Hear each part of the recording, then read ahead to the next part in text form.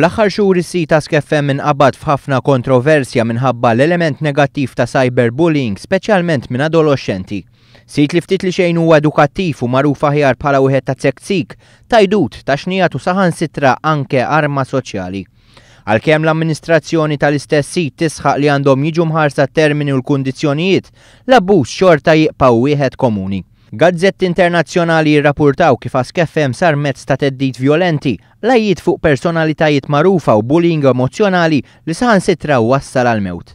Sissa kienu 6 żgħażagħ li kommettew suwiċidju minħabba messaġġi abbużivi li saru fuq is-sit. Ġuvni ta' 15-il sena tgħallaq fil-ġnien tar-residenza tiegħu wara li kien ilu jirċievi messaġġi ta' tgħajjir għal xhur sħaħ. Messaġġi li jgħidu li ħadd ma jrid joqgħod miegħu u oħrajn li ħaqqu jimrat u jmut. Dawn il-każi jeżistu wkoll f'Malta. David De Gabriele, espert f'dan il-qasam, jgħid li f'Malta il-popolarità tas-sit hija kbira.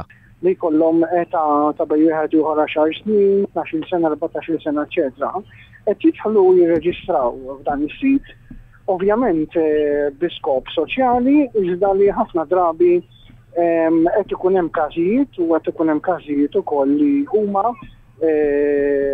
known u qed joħorġu wkoll u nies qed ikunu jafu bihom fejn ikun hemm bullying.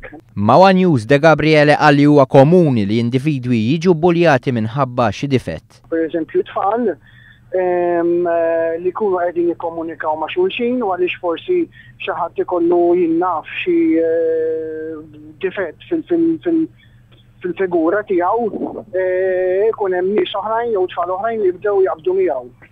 Din is-sena kienu rrappurtati minn tal-inqas 27 rapport lill-Pulizija, bl-ewwel rapport jasal għand il-Pulizija f'Ottubru tal-2012. Għaldaqstant huwa ferm importanti li tittieħed prevenzjoni u jekk ikun hemm każ ta' abbuż jiġi rrappurtat minnu fih.